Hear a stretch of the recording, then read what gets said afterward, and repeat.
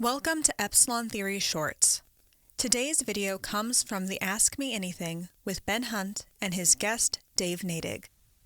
The question is, does trade volume from ETF activity show up the day they happen, later, or never?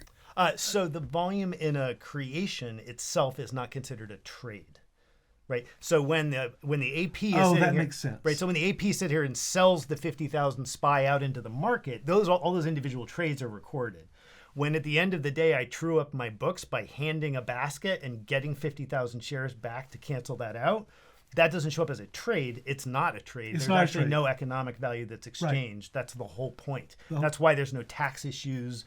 That's no sale happens. No sale happens. Perfect. I do want to go back to the question about inverse ETFs, leveraged ETFs, because those aren't owning underlying shares of securities, right? How do those work? Generally, they just own a swap. So a classic, like a short. Tell people what a swap is. So a swap is basically a bar bet that you and I make. So I love it. A bar bet. An S&P. Exactly. So like if I said to you, okay, I want to get 2x the S&P 500, I would just come to the First Bank of Ben, and you would come up with a price, and you'd say, okay, I will give you 2x the S&P. I'm going to charge you 50 basis points to hold that annualized over the course of the year, which just seems like an enormous amount of money, but that's the leverage cost of doing it.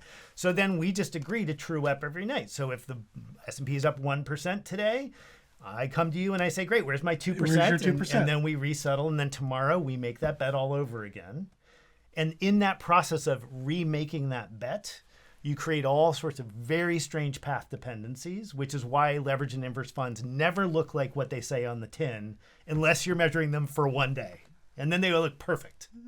So that's so critical, right? So the thing you can't do, if I thought the S&P was going to be up a year from now, I would buy leaps. That's the thing, right? That's what I should buy. I would naively think, oh, well, I'm really confident in this bet, so I'm going to buy the 2x ETF, because then when the S&P is up, I'll get 2 times that. Well, the irony is that when you make that bet, if you just like walk away, go on sabbatical, come back in a year, you could be up substantially more than 2x. If the S&P grinds slowly higher with low volatility, you could be up 3x. If the S&P is flat and then goes like this, you could be down 12.